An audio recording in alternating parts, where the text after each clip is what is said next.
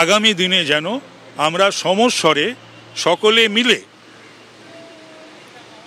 মিলে যেন বিজেপিকে বা বিজেপির যারা আমাদেরকে এইভাবে মাননীয় মুখ্যমন্ত্রী মমতা বন্দ্যোপাধ্যায় থেকে শুরু করে দলকে আক্রমণ করে, তাকে বা তাদেরকেও একইভাবে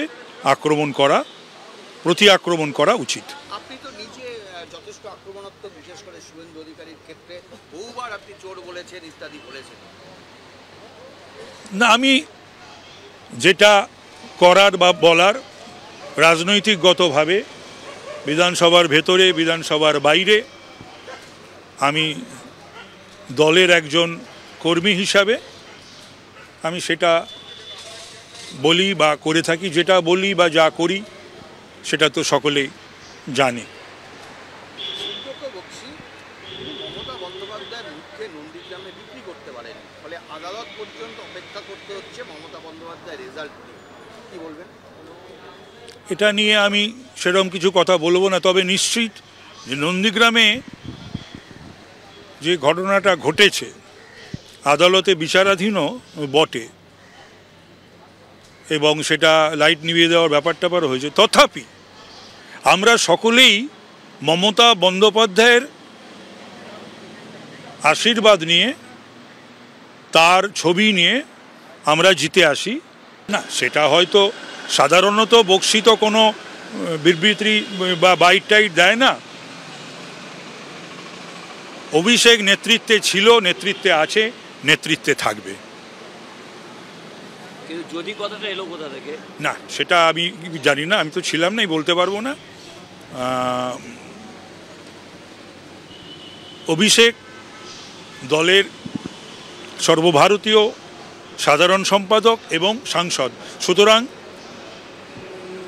এবং আমি মনে করি আমাদের দলের প্রতিষ্ঠাতা মমতা বন্দ্যোপাধ্যায়ের জন্যই আমরা তৃণমূল কংগ্রেস করতে এসেছি, যারা প্রবীণ তারাও, যারা নবীন তারাও।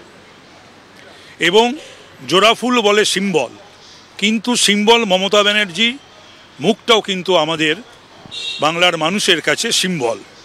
কিন্তু পাশাপাশি একজন প্রবীণ হিসাবে আমি একথাও বলছি যে আজকের দিনে, আজকের বাংলার পলিটিক্সে বিজেপি বা কংগ্রেস সিপিএম যে সমস্ত বিরোধিতার ক্ষেত্রে অভিষেক বন্দ্যোপাধ্যায়ের নেতৃত্ব অপরিহার্য।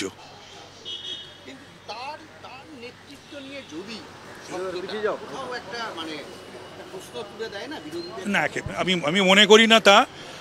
বাংলা একটা প্রবাদ আছে, মোষের শিং বেঁকা, জুজবার সময় সোজা। দেখবেন এই 24-এর নির্বাচনটা আমরা কিভাবে মমতা বন্দ্যোপাধ্যায়ের নির্দেশে, অভিষেক বন্দ্যোপাধ্যায়ের সেনাপতিত্বে আমরা কি লড়াইটা বাংলার বুকে 42টা আসনে এবার দেব।